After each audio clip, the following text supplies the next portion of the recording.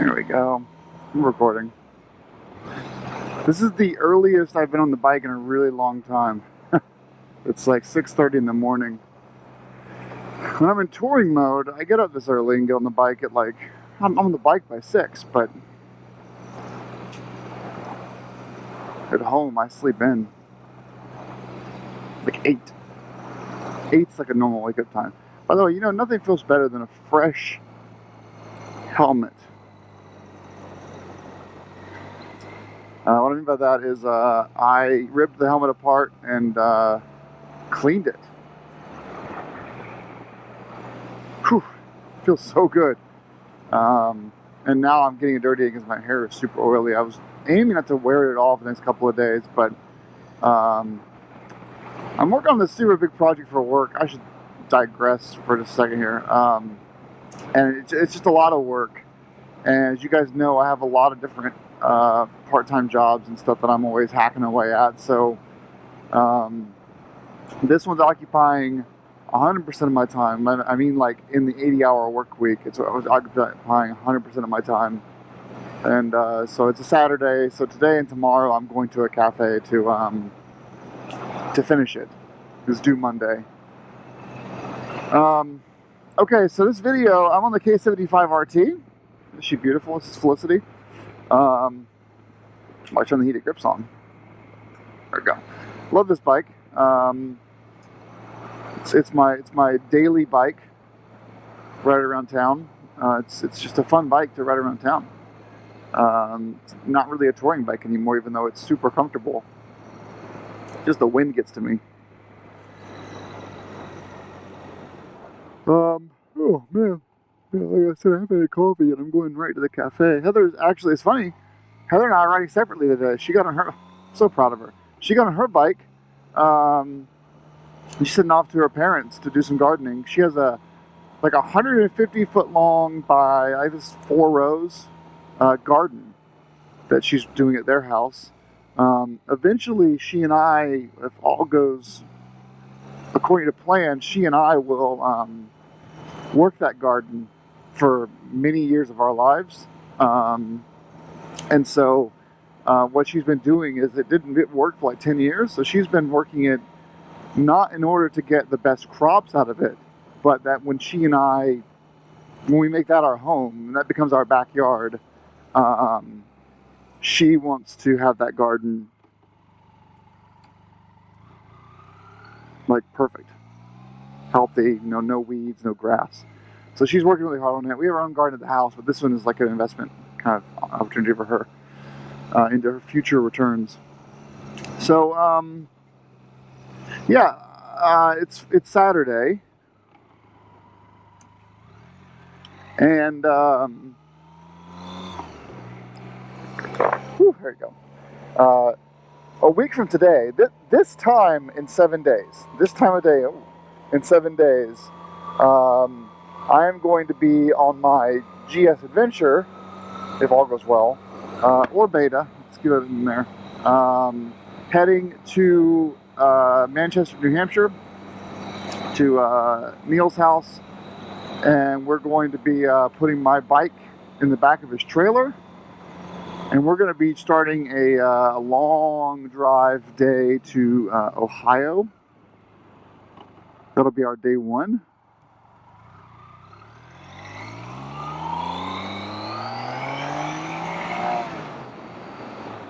Our day 1 will be out to Ohio. Day 2 should be to like Missouri area. And then day 3 we'll be rolling into central Colorado, whatever the most popular part of Colorado is. I think Salida is where we're going on day 3. And then that day 3 will end up being Monday night or Tuesday morning. We're giving ourselves plenty of buffer. And at that point, we will hop on our respective bikes, leave the trailer, and go do 9 days of riding in in Colorado and Utah. That's happening next week. So next Saturday I start this journey. Yes, there will be a video, of course. Come on, you guys know me. But I think that this trip feels different because it's still a moto camping trip. It's still a new place. It's still obviously going to be awesome. I just didn't do a lot of the planning. And it's not that I'm not emotionally washing my hands of it, like from a excitability standpoint.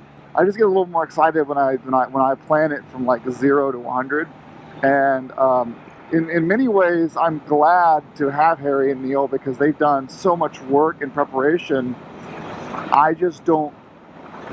I'm not ecstatic or excited yet because I didn't really like. What's the word for it? Because I don't have all of the details. I have the details. I haven't gone like Harry spent like 12 hours designing our route in base camp. Both of them spent a lot of time watching YouTube videos and reading ride reports about these different trails. So that, like they're in it. I haven't really gotten in it, so I can't tell you guys how great it's going to be because I haven't really done any research. I just got everything ready. I just basically said, okay, yeah, replaced my crash bar on my bike. I bought new knobby tires. I got a couple of things that I knew I needed, like a renewed first aid kit, tire patches and plugs. I was running out of those. Topped off the oil in the GS. Got the new table lamp. New drone is coming. Some new luggage. Like I'm just grabbing stuff to make. All I heard is we're living off the bike for 9 days. And so I'm just preparing for that. And I'm just along for the ride and everything else. I won't be leading any rides. I'll be bringing up the rear on every ride. These two I've done a lot of trips with this year. So I don't have any, I have no fear or nervousness about us as a group. I'm going to be the fattest bike there. I mean, I am taking equivalent to a street bike on this trip. I'm on an R1200 GS Adventure with like a lot of shit on it. So we're looking at a 725 pound bike before I get on it. With one wheel driving the bike up shitty rocky hills in Colorado. So I'm 85% sure I'm bringing the GS. I'll be sitting next to a guy on a 790 Adventure and a guy next to a guy with a 690 Enduro R. So I'm definitely going to be the pig in the group. We'll see how it goes, right? So that's happening. So there might be another video, but pretty much you're going to see this, and then it's going to be quiet for 2 weeks. And then it'll be back. I mean, I've got an Instagram, but I'm not going to install the Instagram app. I don't do, what do you call it? What's that? Like, is there a, I guess the kids just call it social media. I don't do social media. I'm the kind of guy that goes and enjoys my trip. And like, even my girlfriend doesn't hear from me. Well, I guess fiance now. She won't hear from me for a few days at a time. She won't get pictures. She won't get any of that. Ooh, your grips are feeling good. But like when I get back, I'll edit all my stuff and then I'll put it up on like Instagram and Adventure Rider and YouTube and whatever else the kids use. I won't digress in the social media thing. It's not going to be a rant. I promise. It's just my flow. I don't do social media in real time for a lot of reasons. One of them is just a compulsiveness to post everything. I mean, when I was using Twitter, I was doing 20 to 25,000 posts a year. Almost as much as our president, and like that's a compulsiveness, and it creeped into my ability to live my life. So now I don't do real-time posts. I wait until after everything's done.